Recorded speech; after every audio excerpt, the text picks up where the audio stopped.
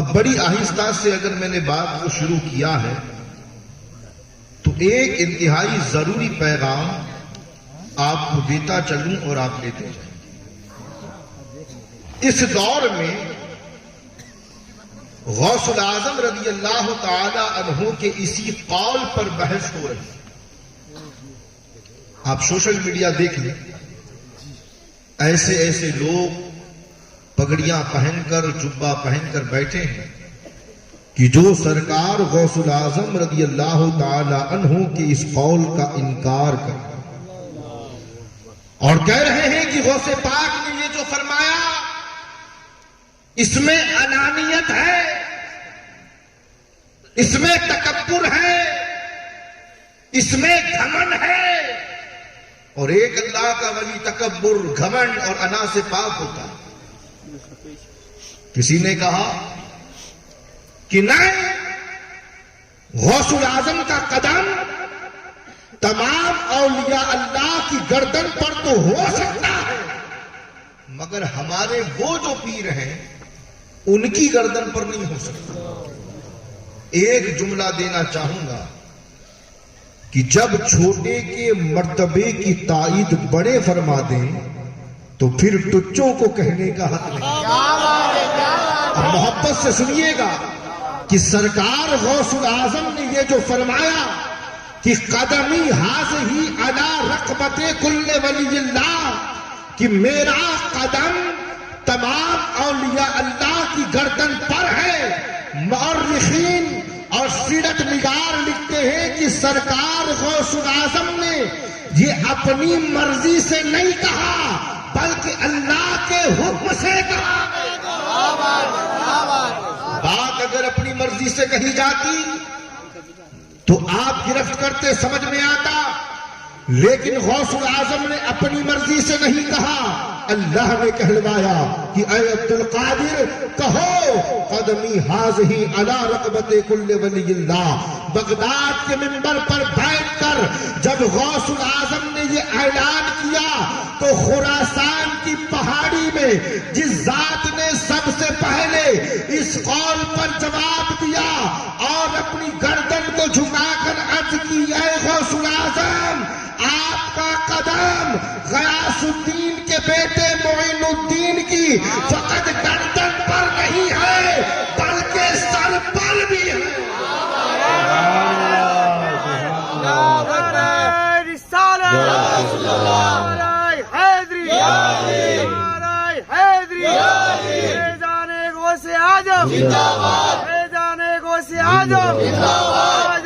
ہندوستان اللہ اکبر۔ شیخ عبدالحق محدث دہلوی نے اسی بات کو کوڈ کرتے ہوئے لکھا کہ جب پیران پیر نے فرمایا کہ میرا قدم تمام اولیاء اللہ کی گردن پر ہے، سب سے پہلے عطائے رسول نے جواب دیا، اقرار کیا، تو غوث پاک نے بغداد کے منبر پر بیٹھ کر سنا اور فرمایا، اے غیاث الدین کے بیٹے معین الدین، ان قریب اللہ تجھے ہندوستان کی بادشاہت عطا فرمائے گا۔ آپ کی بادشاہت کے پیچھے بھی جو دعا کار فرما ہے وہ غوث الاعظم پیران پیر کی ہے۔ پھر مدینے آئے، سرکار نے خواب میں راستہ دکھایا، ہندوستان تشریف لائے، اور یہ ہندوستان میں بہاریں جو اسلام کی نظر آ رہی ہیں یہ سرکار غریب نواز ہی کے قدموں کی برکت ہے۔ تو میں انہیں جواب اب دینے لگا ہوں جو کہتے ہیں کہ ہمارے پیر کی گردن پر نہیں ہے، یہ قول اس میں انا پائی جاتی ہے، تکبر پایا جاتا ہے، اس میں گھمنڈ پایا جاتا ہے۔ سنو، سرکار غوث الاعظم کے دو شیخ ایسے ہیں جن کی نگرانی میں آپ کی تربیت ہوتی ہے۔ ایک ہیں شیخ حماد دباس رحمۃ اللہ علیہ، اور دوسرے شیخ کا نام ہے ابو سعید مخزومی رضی اللہ تعالی عنہ۔ یہ وہ دو شیخ ہیں کہ جن کی نگرانی میں آپ نے راہ سلوک طے فرمایا۔ اللہ اکبر۔ اب غور فرمائیں کہ شیخ حماد دباس کی خانقاہ ہے غوث العظم کی جوانی کا عالم، بول دے سبحان اللہ، جوانی کا عالم۔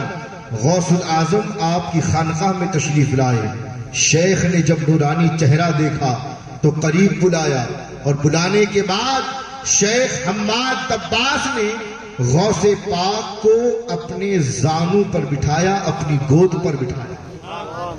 اور روایت تو یہاں تک کہتی ہے کہ جب شیخ حماد طباس نے غوث العظم کو دیکھا تو فرمایا اے جبل استقامت تشریف لائیے، اے جبل استقامت تشریف لائیے۔ سرکار غوث العظم تشریف لائے، شیخ حماد نے گود میں بٹھایا، آپ کے سامنے بے شمار لوگ تشریف فرما تھے، جن میں سے بعض مریدین تھے، بعض معتقدین تھے۔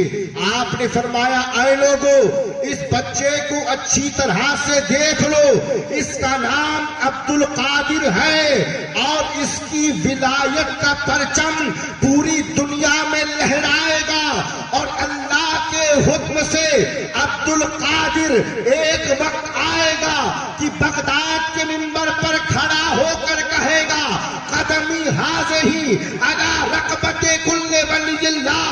تو جب یہ پکارے گا تو روئے زمین پر جتنے اولیاء اللہ ہوں گے، ہر ولی اپنی گردن کو جھکاتا نظر آئے گا۔ سبحان اللہ۔ کہنے والے نے کہا کہ جو ولی قبل تھے یا بعد ہوئے یا ہوں گے، سب ادب رکھتے ہیں دل میں میرے آقا کے۔ شیخ حماد طباس تو استاد ٹھہرے نا، تو بڑے نے چھوٹے کے مرتبے کی تائید کر دی۔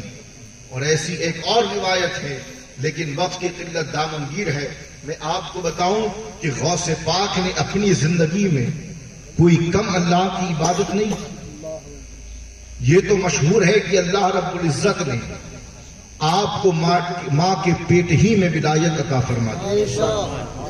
اور ایک پیغام واقعہ سنانا مقصود نہیں ہے، اشارہ کر کے ایک خوبصورت بات جو ذہن میں آ گئی کہتا چلوں۔ ہم یہ سمجھتے ہیں کہ اولاد کی تربیت کا سفر اس کے پیدا ہونے کے بعد شروع ہوتا ہے۔ یہ ہماری خواتین بھی سنیں، ماں بہن، اور آپ بھی سماعت فرمائیں۔ ہم یہی نہ سمجھتے ہیں کہ بچہ جب دنیا میں آ جائے، پھر کچھ بڑا ہو، اس کے بعد اس کی تربیت کا سفر شروع ہوگا۔ پیارو، ایسا نہیں ہے۔ بچی کی تربیت کا سفر ماں کے پیٹ میں پہلے ہی دن سے شروع ہو جاتا ہے، اور ان 9 مہینوں میں، ان 9 ماہ میں ماں جو کرتی ہے، ہر چیز کا اثر اور ایفیکٹ اس بچے پر ہوتا ہے۔ ماں اگر تلاوت کرے گی تو اس کا اثر بھی ہوگا، ماں اگر گانے سنے گی تو اس کا بھی اثر ہوگا، ماں اگر جھوٹ بولے گی تو اس کا بھی اثر ہوگا، ماں اگر سچ بولے گی تو اس کا بھی اثر ہوگا، ماں اگر خوش رہے گی تو اس کا بھی اثر ہوگا، ماں اگر غمگین رہے گی تو اس کا بھی اثر ہوگا۔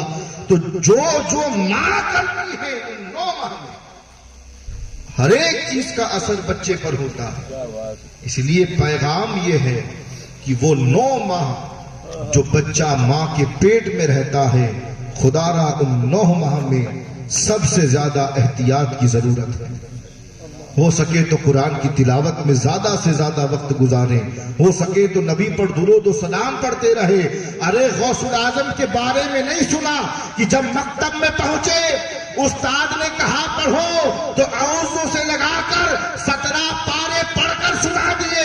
استاد نے کہا عبد القادر مدرسے میں پہلا دن اور 17 پارے بن دیکھے سنا دیے، کیا وجہ ہے؟ تو عبد القادر نے یہ نہیں کہا کہ پیدا ہونے کے بعد ماں سے سنا تھا، نہیں، عبد القادر نے کہا ماں حافظہ تھی 17 پاروں کی، میں پیٹ میں تھا، ماں پڑھتی تھی، میں سنتا تھا اور میں نے سن کر یاد کیا۔ نعرہ تکبیر، نعرہ رسالت، نعرہ حیدری، جشن غوث العظم۔ اعوذ باللہ من الشیطان الرجیم سے لگا کر 17 پارے پڑھ دیے. یہ نہیں تھا پیدا ہونے کے بعد ماں سنایا کرتی تھی. کیا بات ورنہ کیا بات کہتے تھی کہ واہ. بچپن سے ولایت مل گئی تھی. سبحان اللہ. رہا ہوگا. کہتے ہیں ماں کے پیٹ میں تھا, ماں 17 پاروں کی حافظہ تھی. جب تلاوت کرتی تھی تو میں ماں کے پیٹ میں سن لیا کرتا. سبحان اللہ سبحان اللہ. تو یہ 9 ماہ کوئی معمولی نہیں ہے. ان 9 ماہ کا خیال رکھیں. یہ 9 ماہ وہی ہیں جو 90 سال تک اثر رکھتے ہیں. آئیے بارگاہ غوثیت میں عرض یہ کر رہا تھا کہ غوث پاک رضی اللہ تعالی عنہ کو یہ مقام اور مرتبہ یوں ہی نہیں ملا. مٹا دے اپنی ہستی کو گر کچھ مرتبہ چاہے کہ دانا خاک میں مل کر گلے گلزار ہوتا ہے. غوث اعظم رضی اللہ تعالی عنہ کے حوالے سے آتا ہے. آہستہ سے سنیے گا اور زور سے سبحان اللہ کہیے گا کہ جب آپ راہ خدا میں نکلے عبادت کے لیے, بندگی کے لیے, ریاضت کے لیے, تو اللہ نے آپ کے ساتھ حضرت خضر علیہ السلام کو کر دیا سبحان اللہ. اور حکم دیا کہ اے خضر میرے محبوب بندے عبد القادر کے ساتھ ہو جاؤ. اب اللہ کی مرضی تھی تو غوث پاک شروع میں حضرت خضر کو پہچان نہیں سکے. بعد میں ایک وقت آیا کہ پہچان لیا. ایک مقام پر پہنچے حضرت خضر علیہ السلام نے غوث الاعظم سے فرمایا کہ اے عبد القادر یہاں ٹھہر اور جب تک میں نہ آؤں یہاں سے مت ہلنا. کیا کہا کہ جب تک میں نہ آؤں تب تک یہاں سے نہ ہلنا. 1 سال گزر گیا اور 1 سال کے بعد حضرت خضر آئے, ملاقات کی, سلام دعا ہوئی. پھر فرمایا عبد القادر یہیں بیٹھے رہنا, جب تک نہ آؤں مت ہلنا. پھر 1 سال گزر گیا. 1 سال کے بعد آئے تو غوث اعظم کو وہیں پایا. پھر سلام و کلام. پھر فرمایا کہ عبد القادر جیسے بیٹھے تھے نا ایسے ہی پھر بیٹھے رہو, جب تک نہ آؤں جگہ سے مت ہلنا. غوث پاک پھر بیٹھے رہے. 1 سال کے بعد پھر آئے, غوث پاک سے ملاقات کی, غوث اعظم کو وہی پایا. لکھنے والوں نے لکھا کہ ان 3 سالوں میں اللہ رب العزت نے غوث اعظم کو دنیا کی ہر نعمتیں دکھائی, دنیا کی ہر لذتوں کا سامنا غوث پاک نے کیا, لیکن نفس پر اتنا کنٹرول کہ جگہ نہیں چھوڑی, راستہ نہیں بھٹکے, بغیر ضرورت اور بغیر عذر شرعی اس جگہ کو نہ چھوڑا, بیٹھے رہے. ہم نے پوچھا اے عبد القادر آپ کی جگہ کوئی اور ہوتا تو اتنا نہ بیٹھتا, بہت سے معاملات ہوتے ہیں. ارے اللہ نے آپ کو اپنی نعمتیں دکھائی, دنیا کی نعمتوں سے آشنا کروایا, دنیا کی لذتوں کا آپ نے سامنا کیا. ہر انسان کے پاس نفس ہوتا ہے, کہیں آپ کا دل بھی مچلا ہوگا, کہیں آپ کے دل نے بھی کہا ہوگا کہ چلو چل کر فائدہ اٹھا لیا جائے, مگر آپ وہیں پر بیٹھے رہے. تو غوث پاک نے ہمیں عالم تصور میں جواب دیا کہ یہ مقام و مرتبہ یوں ہی نہیں ملا ہے. میں نے اپنے نفس امارہ کو مار کر نفس مطمئنہ میں بدل دیا, تب جا کر اللہ نے عبد القادر کو غوثیت کبریٰ کا تاج. ماشاءاللہ الحمدللہ. 3 سال ایسے گزارے. پھر اس کے بعد جو 3 سال تھے, پہلا سال صرف کھاتے رہے کچھ پیا نہیں, دوسرا سال صرف پیتے رہے کچھ کھایا نہیں, تیسرا سال نہ کھایا نہ پیا. ارے تبھی تو وقت کے امام نے دیکھ کر کہا نا کہ قسمیں دے دے کے کھلاتا ہے پلاتا ہے تجھے, پیارا اللہ تیرا چاہنے والا تیرا. سبحان اللہ. یہ باتیں ہوائی فائرنگ نہیں ہے, اگر دیکھنا ہے تو دکھا بھی سکتا ہوں. اور عزیزان محترم ایک جملہ مجھے یاد آ گیا, سوچ رہا ہوں کہ کہتا چلوں, کہیں رہ گیا تو پھر آپ سے زیادہ افسوس مجھے ہو. اللہ اکبر. میں نے ابتدا میں ایک شعر پڑھا تھا, کہ امام احمد رضا خان فاضل بریلوی رحمت اللہ تعالی علیہ نے ہمیں بارگاہ غوثیت کا ادب بتایا. بھئی غوث اعظم حسنی اور حسینی سید زادے ہیں نا، اور کئی پشتوں سے ہو کر کے آئے، کئی پشتوں سے ہو کر کے آئے. اگر پوتے ہوتے دوسری تیسری پشت تک ہوتے تو بات سمجھ میں آتی.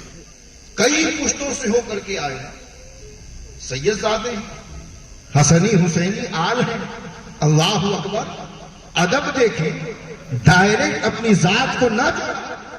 کہا کہ تجھ سے در سے سگ اور سگ سے ہے مجھ کو نسبت. ہم نے عرض کیا کہ امام احمد رضا اتنا ادب، اتنا احترام، اتنی قدر، کیا معاملہ ہے؟ تو جواب ملتا ہے کہ میں زمانے کو بتانا چاہتا ہوں کہ ارے جب تم غوث جلی تک ڈائریکٹ نہیں پہنچ سکتے تو مولا علی تک ڈائریکٹ کیسے پہنچ تکبیر، نعرہ رسالت، نعرہ حیدری، نعرہ حیدری، نعرہ قادری. کان نہ چلایا کرو. تعلیمات پر بھی عمل کیا کرو. تعلیمات پر بھی عمل کیا کرو. تو بہرحال اور تیزی کے ساتھ نسبت غوثیت کا فائدہ کیا ہے؟ ہم سب قادری ہیں یا نہیں؟ بولیں. اور میں آپ کو ایک بزرگ کا قول بتاتا چلوں. ایک بزرگ فرماتے ہیں کہ تمام سلاسل کا جو امام ہے وہ قادری سلسلہ ہے. بولے سبحان اللہ. تمام سلسلوں کا امام قادری سلسلہ. تمام سلسلوں میں سب سے افضل سلسلہ قادری. بولے سبحان اللہ. میں یہاں کسی سلسلے کو چھوٹا نہیں کر رہا ہوں، ہر سلسلہ بڑا، مگر جو بزرگ نے کہا وہ آپ تک پہنچا رہا ہوں. وہ کہتے ہیں کہ قادری سلسلہ تمام سلسلوں سے افضل. قادری سلسلہ تمام سلسلوں سے افضل. تو کہتے ہیں کہ جس طرح قادری سلسلہ تمام سلسلوں سے افضل، اسی طرح قادری مرید ہر سلسلے کے مرید سے افضل.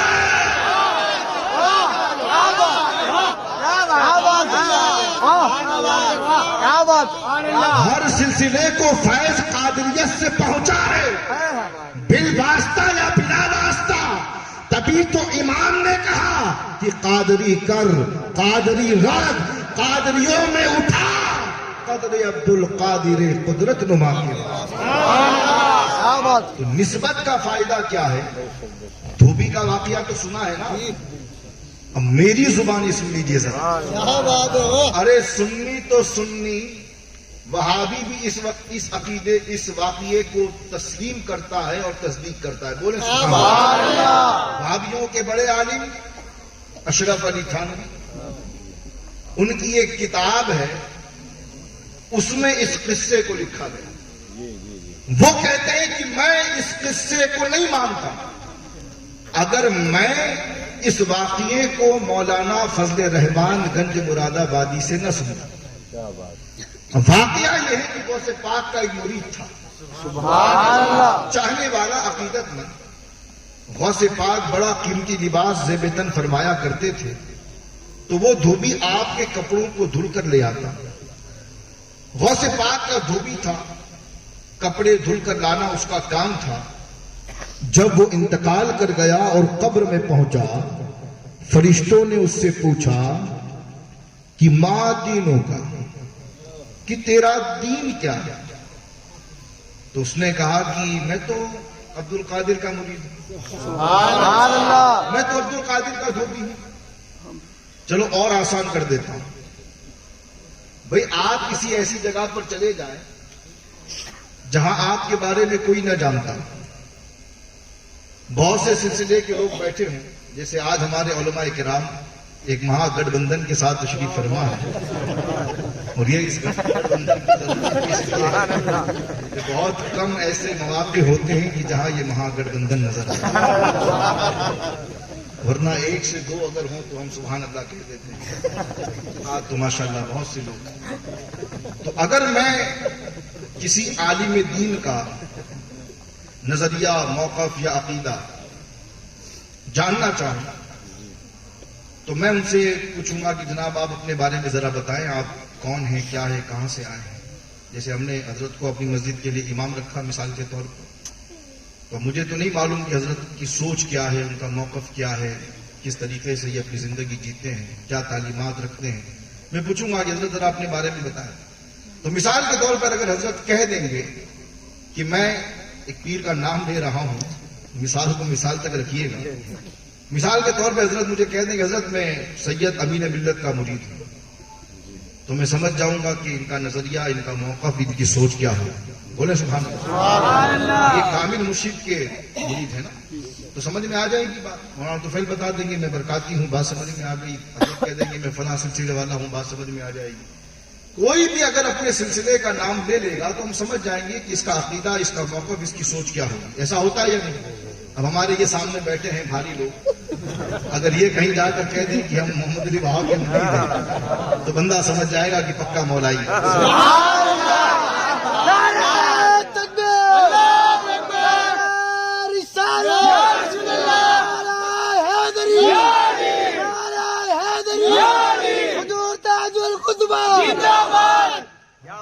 اور وہ کہہ دیں ہم وہ ہیں تو پھر تو بہرحال نسبت کے ظاہر ہونے سے یہ پتہ لگ جاتا ہے کہ عقیدہ کیا ہے. بولے سبحان اللہ.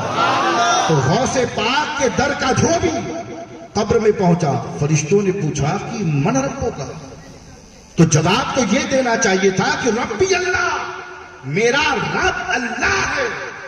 لیکن وہ کہتا ہے کہ میں غوث پاک کا دھوبی ہوں. پھر پوچھا گیا ماں دینوں کا، تو جواب تو یہ بنتا تھا، وہ کہتا کہ دین اسلام، لیکن اس نے کہا کہ عبد القادر کا دھوبی ہوں. تیسرا سوال ما کنتا تقول فی حق حاضر رجل، دنیا میں شخص کے بارے میں کیا کہتا تھا، تو جواب تو یہ بنتا تھا کہ ھذا محمد رسول اللہ، یہ اللہ کے رسول ہیں، اللہ کے نبی ہیں. دنیا میں ان کے نغمے پڑھتا تھا، ان کی نعتیں پڑھتا تھا، ان کی تعریفیں کرتا تھا. لیکن تینوں سوالوں پر جواب کیا دیا کہ عبد القادر کا مرید، عبد القادر کا دھوبی. لکھنے والوں نے بڑا اچھا لکھا کہ اس نے اجمالاً جواب دے دیا کہ تم مجھ سے پوچھ رہے ہو کہ ماں دینوں کا تیرا دین کیا ہے، تو جان لو میں عبد القادر کا دھوبی ہوں. جو دین عبد القادر کا وہی دین. سبحان اللہ، سبحان اللہ. مجھ سے پوچھ رہے ہو من ربوں کا، تیرا رب کون ہے، تو میں عبد القادر کا دھوبی ہوں. اب جو رب عبد القادر کا ہے وہی رب میرا ہے. تم مجھ سے پوچھ رہے ہو کہ اس کے بارے میں دنیا میں کیا کہتا تھا، تو میں عبد القادر کا دھوبی ہوں. جو عبد القادر کہا کرتا تھا وہی میں کہا. سبحان اللہ، سبحان اللہ. نسبت کا فائدہ یہ ہے ماشاءاللہ. کہ آپ صرف کہہ دیں کہ میں قادری ہوں، فرشتے میرا یقین ہے کہہ دیں گے کہ اسے جنت میں بھیج دو. لیکن شرط یہ ہے کہ غوث پاک فرماتے ہیں کہ میرا بھی میرا مرید اس وقت کہلائے گا جب وہ میرے رب کا پیروکار ہو. کہتے ہیں جو قادر کا نہیں وہ عبد القادر کا نہیں. بے شک حق ہے. جو قادر کا نہیں وہ عبد القادر کا نہیں. بے شک. تو قادر کا آپ کب بنیں گے، جب قادر کے بتائے ہوئے راستے پر چلیں گے. جی جو قادر نے کہا ہے اس پر عمل کریں گے. جی جی جی. اور یہ جو حضرت اپنے دل کی آگ آپ کے سامنے پیش کر رہے تھے، اپنا درد بانٹ رہے تھے واہ. شادیوں کے حوالے سے، میں اس پر تو کوئی تبصرہ نہیں کروں گا کیونکہ ہو چکا. ایک ہی بات کہوں گا کہ وہ اندھیرا ہی بھلا تھا کہ قدم راہ پر تھے. واہ. وہ اندھیرا ہی بھلا تھا جی کہ قدم راہ پر تھے. جی. روشنی لائی ہے منزل سے بہت دور. دور ہمیں. کیا بات. تو معاشرے کی اصلاح کرنے کا ٹھیکہ صرف علماء کرام نے نہیں لے رکھا. بے شک حق ہے. بڑوں کی بھی ذمہ داری ہے کہ اپنے سماج کی خرابیوں کو دور کریں. بے شک. سبحان اللہ. علماء کا کام ہے راستہ دکھانا، جی عوام کا کام ہے اس پر چلنا. چلنا. علماء آپ کو ہاتھ پکڑ کر نہیں چلائیں. ہم آپ کو یہ تو بتا سکتے ہیں کہ یہ صحیح ہے اور یہ غلط ہے، واہ لیکن عمل کرنے کی جو ڈیوٹی ہے وہ آپ بے شک بے شک قادریوں اپنے اخلاق اور اپنے کردار کو بہتر بناؤ بے شک سبحان اللہ کردار میں قادری بنو جی تاکہ غیر بھی اگر آپ کو دیکھے تو پکار اٹھے کہ غوث پاک کا چاہنے والا جائے سبحان اللہ جیسے فرشتوں کو جواب دیا تو فرشتوں نے بارگاہ الہی میں عرض کیا کہ پروردگار تینوں سوالوں پر کہتا ہے کہ عبد القادر کا دھوبی ہوں تو ہی بتا کیا کرے تو رب فرماتا ہے کہ اے فرشتوں یہ میرے محبوب بندے کا دھوبی ہے چاہنے والا ہے میں اسے جنت عطا کروں واہ کردار میں قادری بن جاؤ بے شک بے شک کردار کو بہتر بناؤ جی زبان کو بہتر کرو جی اخلاق کو بہتر کرو سبحان اور عزیزان محترم ایک بات اور میں آپ کو بتاؤں یہ جو ہم بار بار اپنی تقاریر میں حب اہل بیت کا پیغام دیتے ہیں بے شک۔ پتہ ہے اس کا سب سے بڑا فائدہ کیا ہے؟ جی جی پتہ ہے اس کا سب سے بڑا فائدہ کیا ہے؟ ارشاد ہر انسان اپنی زندگی میں سکون چاہتا ہے جی جی کیا چاہتا ہے سکون سکون چاہتا ہے بہت سے دولت مند ایسے ہیں دولت ہونے کے باوجود بھی سکون نہیں۔ بے شک بہت سے لوگ ایسے ہیں کہ بڑے بڑے بنگلوں میں رہتے ہیں لیکن سکون نہیں۔ جی بہت سے لوگ ایسے ہیں جوائنٹ فیملی ہے سب کچھ بظاہر اچھا ہے لیکن دل میں سکون نہیں۔ یاد رکھو پیارے اہل بیت کی محبت ویسے تو بہت سے فائدے دیتی ہے لیکن سب سے بڑا فائدہ یہ ہے کہ اہل بیت کی محبت دل کو سکون دیتی ہے سبحان اللہ آپ کسی بھی حال میں رہیں سبحان لیکن آپ اپنے دل پر جب ہاتھ رکھ کے اپنا حال پوچھیں گے نا تو آپ کا دل آپ سے کہے گا گھبرا نہیں علی تیرا وارث محب اہل بیت کبھی پریشان نہیں رہتا ماشاء اللہ اس کا دل ہمیشہ مطمئن رہتا ہے سبحان اللہ اس لیے ان کے دامن سے وابستہ رہو زندگی تمہاری خوشگوار ہو جائے ماشاء گی اللہ۔ زندگی میں ہمیشہ مطمئن رہو گے واہ۔ کبھی پریشانیاں تمہیں نہیں گھیرے گی جی جی کیونکہ ہمارا مولا اور ہمارا وارث علی ہے اللہ ہماری گفتگو کو قبول فرما لے آمین۔ وما علینا الا البلاغ السلام علیکم